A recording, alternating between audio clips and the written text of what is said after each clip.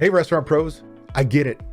Food prices have been rising at record rates since the pandemic started almost 2 years ago, and lower prices aren't on our radar, at least for the near future.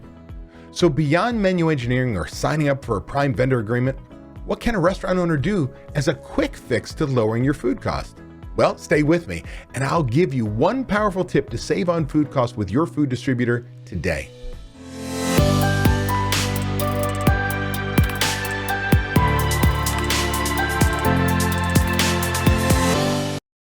I'm David Scott Peters, restaurant expert, coach, and creator of the Restaurant Prosperity Formula, and I've been coaching restaurant owners since 2003, and I'm really glad you're here to learn.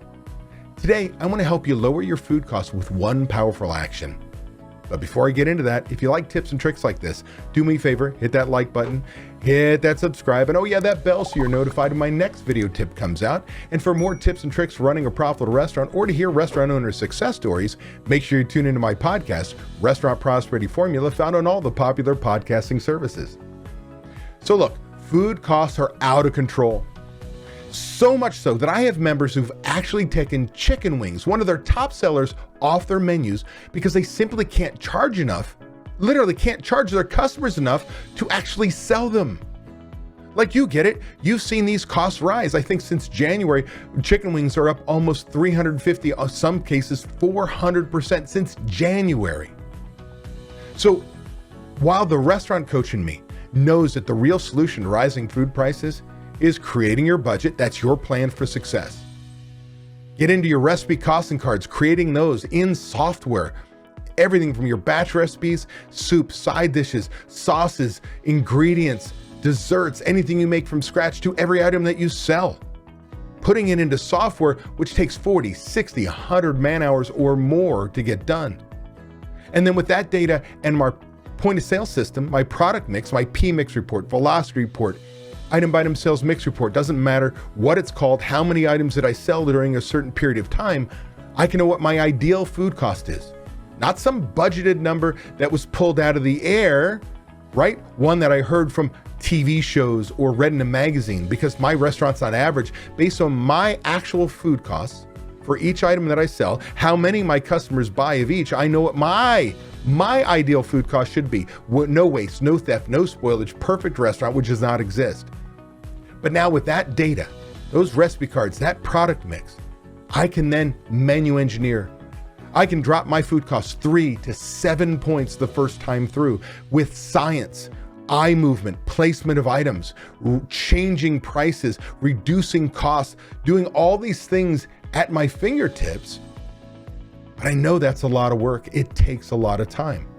So many restaurant owners freeze and go, David, man, I'm just trying to make it. And you want me to get all this work done? Yeah, I do. And I understand, I get it, that you need a quick fix, that many restaurants need a quick fix before they can work on those bigger systems. So as a coach, I also need to bend the way I think and say, what can I give you today that can make a difference in your bottom line today because our food costs are out of control? Well, you're in luck. Today, I'm going to teach you something very simple that will take a little info gathering, a little spreadsheeting, a little bit of time. But it's a concept called gathering your descending dollar report. What is a descending dollar report?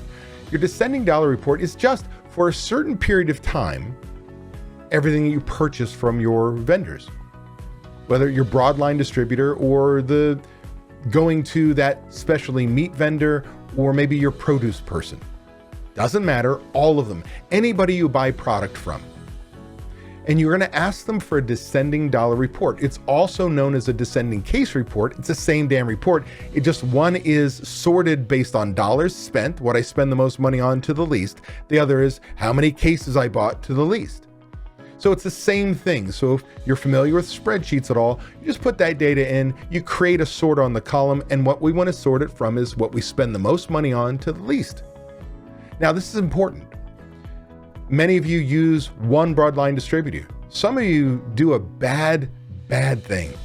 You think that cherry picking is still a good thing, where you're gonna match up 3 distributors and you're gonna say, what's the cheapest chicken from you this week and the cheapest chicken from you, and you're gonna buy the cheapest chicken.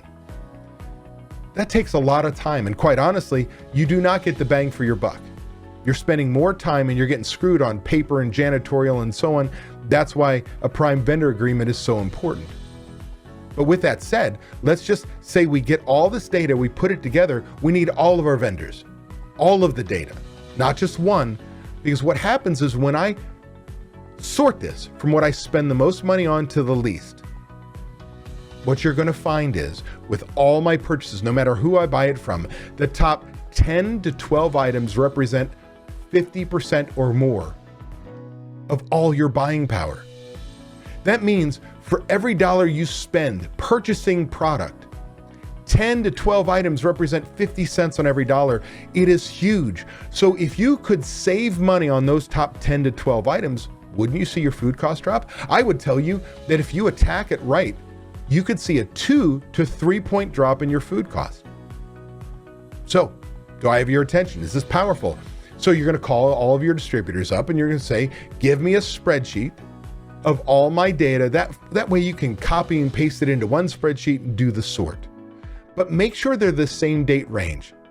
So if it's a 6-month period, great. It's a year, fantastic. What it's got to be is from the last time you changed your menu, if that's sooner. So if you changed your menu 3 months ago, I want 3 months ago purchasing. I do not need products that I don't sell anymore in this sort. I'd like 6 months, I'd like even a year. But again, if you change your menu 3 months ago, then that's all I want. Get every one of your reports in the exact same date range will make this a lot easier.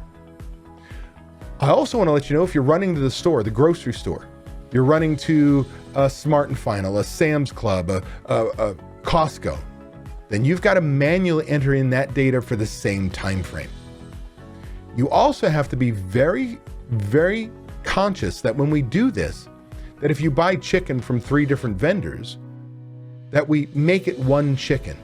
We put all the data on the same single line. Now, if you're using software, whether a Margin Edge or an R365 or even my old software, you'll find that will do that automatically for you if it was set up properly. But when you're doing this manually, I'm assuming you don't have recipe cards, you're not ready for all that right now.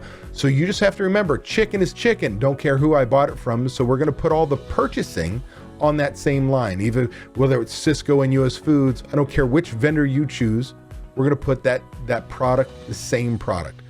I know it's a different product, but it's still the 6-ounce lobe, if you will. Does that make sense? Hope so. Put all this data together. We're going to sort it from what I spent the most money on to the least amount, and then I'm going to attack my top 10 to 12 items in this descending dollar report. I'm going to call up each one of my distributors that those items are from. I'm going to say, hey, Cisco, if I promise to buy all of this chicken from you, and this is my tonnage over that time, can I get a better price? Well, many of us remember as old timers that we used to have Cisco, US Foods, Benny Keith, GFS. Everybody used to have food shows, and you'd go there and you'd walk down the aisles and they'd say, hey, if you promise to buy 20 cases of Hunt's ketchup, we're going to give you this rebate. Well, they could do that all the time, but they did it at this one time. So you're saying, if I promise to buy this from you, can I get a better price? Sometimes the answer is yes. Sometimes the answer is, dude, I'm already giving you the best price possible. So what do you do then?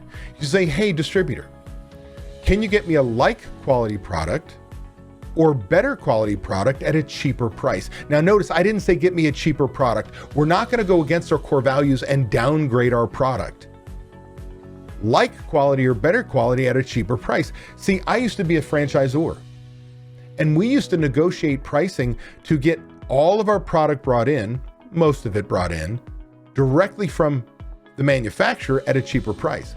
We avoided something called marketing money, where all the distributors say, hey, give us the best price possible. Now add $5 a case, and when we sell it, you're going to give us $5 back, and we're going to market you.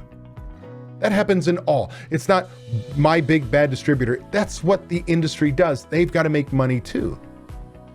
But as a franchisor, I was able to bypass that marketing money and get that product brought in at a cheaper price. Now, here's the deal.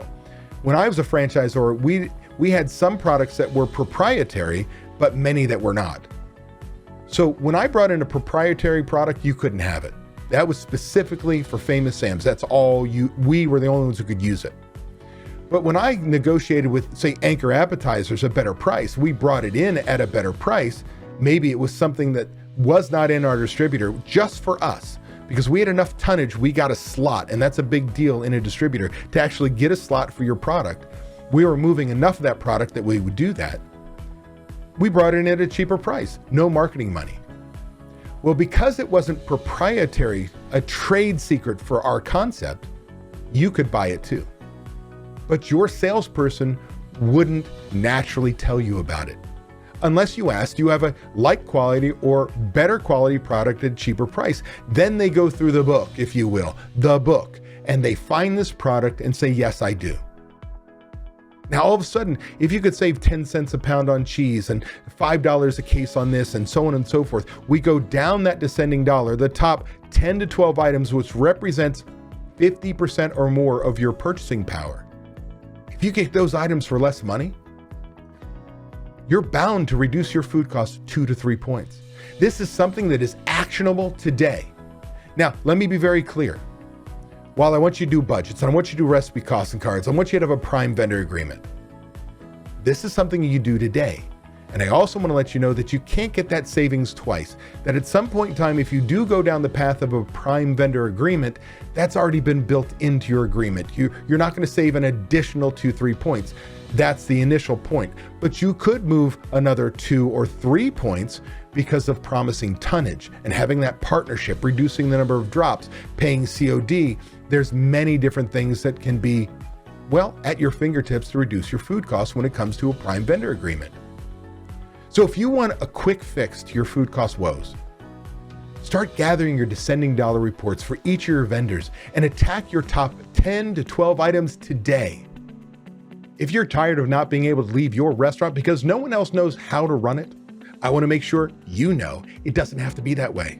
You can leave your restaurant. It is possible to build a team of people who know how you want the restaurant to run with trained and responsible people in place. You can give yourself time away. What would you do if you had time away from your restaurant? Would you sleep better? Would your relationships improve? Would you feel more relaxed?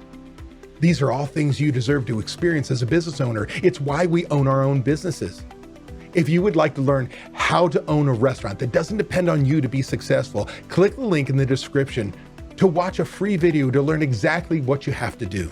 Also, be sure to subscribe to get my weekly tips and watch these 2 videos to get more information and guidance for running a successful restaurant.